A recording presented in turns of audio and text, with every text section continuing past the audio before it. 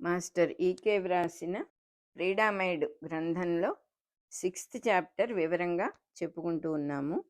ఆ రోజు నుంచి ప్రతిరోజు కూడా రాత్రి 3వ జాములో గోపబాలకులందరూ కూడా కాత్యాయని దేవి గుడిలో యోగాభ్యాసం చేయటం బాగా నచ్చింది. వాళ్ళకి బాగా మరిగారు. మరగటం అంటే ఇంక దాన్ని వదలలేకపోతున్నారన్నమాట. అది చాలా రుచిగా ఉందిట వాళ్ళకి ఆ యోగాభ్యాసం. అది ఏం జరుగుతోంది వాళ్ళకి? మామూలుగా బయట పాలు పెరుగు వెన్న తింటూ ఉంటే మొహం మొత్తుతుంది, కానీ దొంగతనంగా తినేటప్పుడు దొంగ తిండిలో మొహం మొత్తదు, ఇంకా చాలు అని అనిపించదు, అదొక ఉత్సాహం ఉంటుంది. ప్రతి రాత్రి ఇళ్లల్లో గోపికలకు గోపకులకు మూతల మీదేమో వెన్న మీగడ రాసినట్టుగా కనపడుతూ ఉంటుంది. 1-2 రోజుల్లోనే భార్యాభర్తలు కొట్లాటలు మొదలుపెట్టారు. నేను నిద్రలో ఉన్నప్పుడు నువ్వు తిన్నావు, నా మూతికి పూస్తున్నావు, లేకపోతే వేసిన తలుపులు వేసినట్టుండగా లోపలికి ఎవరొస్తారు అని ఒకళ్ళనొకళ్ళు ఆరోపించుకోవడం మొదలుపెట్టారు. భర్త దొంగతనంగా తింటున్నాడని భార్య, భార్య దొంగతనంగా తింటోందని భర్త, ఒకళ్ళనొకళ్ళు. ఎందుకంటే ఇద్దరికి ఒంటి మీద ఆ పెరుగు వెన్న గుర్తులు కనబడుతూ ఉన్నాయి. పైగా తలుపులన్నీ వేసి ఉంటున్నాయి. బయట నుంచి ఎవరో వచ్చినట్టుగా అనిపించటం లేదు. ఇంట్లో వాళ్ళే, మనమైనా అదే చేస్తాం కదా. అలా ఒకళ్ళనొకళ్ళు అనుమానించుకుంటూ ఉన్నారు. రోజు దొంగ నిద్రపోవటం, ఇద్దరు రెండో వాళ్ళని పట్టుకోవాలనే ప్రయత్నం, కానీ తెలియకుండానే 2 జాములు అవ్వంగానే నిద్ర పట్టడం, లేచేటప్పటికి మళ్ళీ పెరుగు వెన్న మూతులకు రాసి ఉండటం. ఇది వీళ్ళకి బాగా అలవాటైపోయి ఇహ డెఫినెట్గా ఒకళ్ళనొకళ్ళు సందేహించుకోవటం మొదలుపెట్టేశారు. యోగాభ్యాసం మొదలుపెట్టినప్పటి నుంచి పగటిపూట కృష్ణుణ్ణి చూసిన వాళ్ళందరికీ కూడా ఒక రకమైన మానసికమైన మార్పులు ఏవేవో వస్తున్నాయిట. అది ఏమిటో వాళ్ళకు కూడా అర్థం కావట్లేదు. ఇది మోహమా, నిద్ర, కళ తెలియటం లేదు అని వాళ్ళల్లో వాళ్ళే అనుకుంటున్నారు.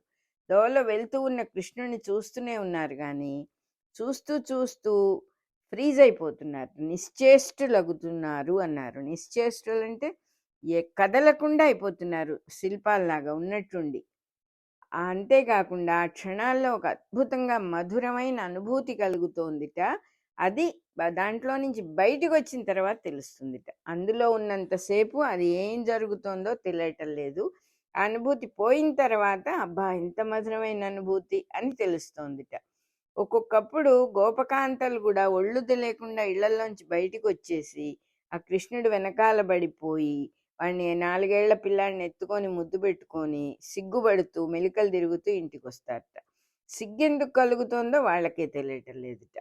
అదే రకంగా ఒక్కొక్కసారి మగవాళ్ళు కూడా పరిగెత్తుకుంటూ వెళ్ళి దోవలో కృష్ణుడిని ఎత్తుకొని ముద్దులు పెట్టుకొని గుండెలకు హత్తుకొని మళ్ళీ వాళ్ళు కూడా సిగ్గుపడుతూ కులుక్కుంటూ వెనక్కి వచ్చేస్తున్నారట. మగవాళ్ళకి అదే పరిస్థితి, ఆడవాళ్ళకి అదే పరిస్థితి.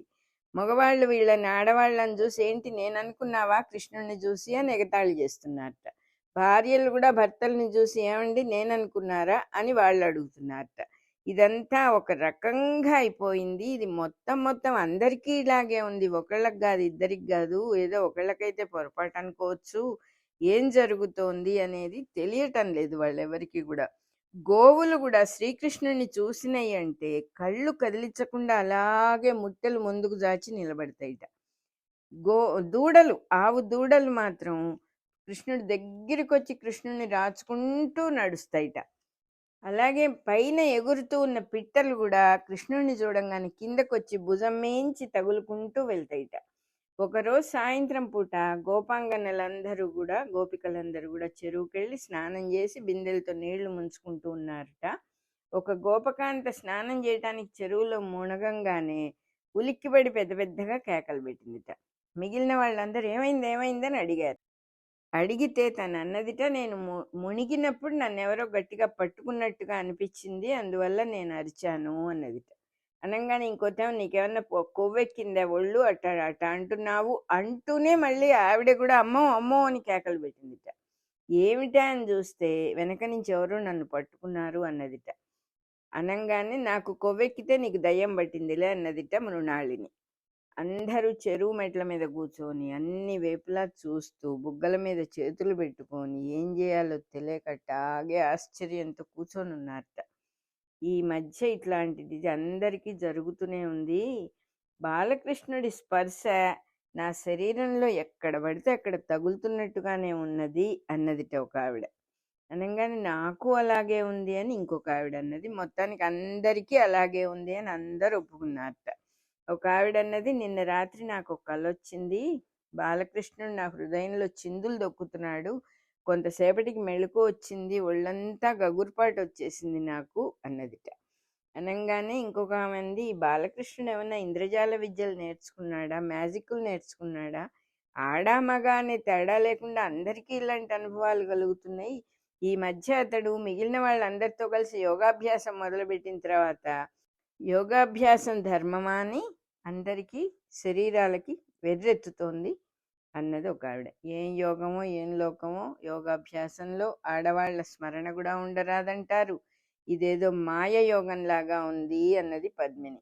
హైమవత్ అన్నది, యోగమాయో మాయ రోగమో, ఈ స్పర్శ సుఖంగా ఉన్నది కానీ ఈ సుఖం భరించలేనట్టుగా ఉంది, వీడికి ఎందుకు మనతో ఈ చెల్లగాటం, వాడి యోగం ఏదో వాడు చూసుకుంటే సరిపోతుంది కదా అంది. కుమారంది, ఇది ఇలాగే సాగనిస్తే మన కాపరాలు ఉండవు, ఎవరి భర్త వాళ్ళకు ఉండగా ఈ గొడవలేమిటి, చెప్పుకోవటానికి కూడా వీల్లేదైపోయా అన్నది. అంటే పద్మినంది, చెప్పుకుంటే ఎవరు నమ్ముతారేంటి, వాడికేమో 4 ఏళ్ళు, మనకే పిచ్చెక్కిందని ఉన్మాద వైద్యాలు మొదలు పెడతారు, లేదా మదం ఎక్కిందని 4 తన్ని తగలేస్తారు. ఈ వింతల్ని మనమే ఉంచుకోవాలి కానీ ఎవ్వరికి చెప్పటానికి వీల్లేదు, బయట చెప్పామంటే వేరే వేరే ఐడియాలు వస్తాయి అందరికీ అన్నది. అనగానే మృణాళిని, అయ్యయ్యో నా తెలివి తెల్లారిపోయింది, నేను అన్నీ మా ఆయనకి పూసగుచ్చినట్టు చెప్పేశానే అన్నది. కుమార్ అన్నది, ఇందులో దాయటానికి ఏముంది, మగవాళ్ళకు కూడా ఈ అనుభవాలు అవుతూనే ఉన్నాయి కదా, వాళ్ళు భార్యలకు బాగానే చెప్పుకుంటున్నారు కదా అంది. మల్లిక అన్నది, ఇంతకీ వీడొక్కడైనా మగవాడు, ఊళ్ళో వాళ్ళందరూ ఆడవాళ్ళ అన్నది. మాలతంది, పోని మెల్లగా మనం యశోదతో చెబుదామా, చెప్తే ఏం జరుగుతుంది అంది. మృణాళిని అన్నది, చాలా సంతోషం, ఆవిడ ఒప్పుకుంటుందా, కొడుకు కంట మనం ఎక్కువ, పైగా 4 ఏళ్ల వాడు, లేక లేక పుట్టాడు, మనల్నే రచ్చకిడుస్తుంది మనకేదో అయిందని, ఆవిడెందుకు ఒప్పుకుంటుంది, ఆవిడేం చేయలేదు అన్నది. పద్మినంది, గొప్ప కాకపోవటం ఏంటి, పిల్లవాడు పుట్టినప్పటి నుంచి ఇంటికి రాకపోకలు, పిశాచాలే కదా రాకపోకలు చేస్తున్నాయి, వాడు పూర్వజన్మలో భూత వైద్యుడో ఏమిటో అంది. అనగానే కుమారంది, భూత వైద్యుడో అభూత వైద్యుడో మనకు తెలియదు, ఇంతకు యశోద కాదు కదా వాడిని కన్నది, అది ఆ విషయం అందరికీ తెలిసిపోయింది కదా అంది. హైమవత్ అంది, ఇప్పుడు ఆవిడ కననంత మాత్రాన మనకి బాధలు తప్పుతాయా ఏమిటి, ఏంటి మాట్లాడుతున్నావు, ఇక వాడి సంగతి మనం చాలు మాట్లాడుకున్నది, ఇంకా వాడిని మనం తలుచుకోనే వద్దు అన్నది. మాలతంది, ఇది మాత్రం స్మరించటం కాదా, ఇది మాత్రం వాడిని తలుచుకోవటం కాదా, అవునన్నా కాదన్నా కూడా స్మరణే, ఇది మనకి తప్పేది కాదు, మన మనస్సులు మన దగ్గర లేవు, నలుగురం కలిసినప్పుడల్లా వాడి ప్రసంగమే వస్తుంది, వాడి ప్రసంగం రాకపోతే వాడే వస్తాడు, చీకటి పడిపోయింది, ఇళ్ళకి వెళ్దాం పదండి అంది. అందరూ లేచి నీళ్ల బిందెలు సంకలకెత్తుకుంటూ ఉంటే, అమ్మయ్యో కృష్ణుడు అని పద్మిని బిందె కింద పడేసింది. కృష్ణుడు గోపబాలకులందరితో కలిసి ఆవుల్ని ఇళ్ళకి తోలుకొని వస్తూ ఉన్నాడు. బిందె చప్పుడు విని ఇటువైపు ఒకసారి చూశాడు. గోపకాంతలందరూ బెదిరిపోయి వెనక్కి తిరిగి నిలబడ్డారట. అందరికీ వీపు మీద, చేతుల మీద, వెనకాల నుంచి ఎవరో చక్కిలిగింతలు పెట్టినట్టు అయిందిట. భుజం మీద నుంచి చేతులు బిగించి ఎవరో వెనక్కి లాగుతున్నట్టుగా అనిపించిందిట. ఒళ్ళు తెలియని స్థితిలో బిందెలు చంకలకెత్తుకుని కృష్ణుడిని చూస్తూ వాళ్ళు మెల్లగా మెట్లెక్కారట. క్రీడామయుడు గ్రంథంలో 6th చాప్టర్ అయిపోయింది.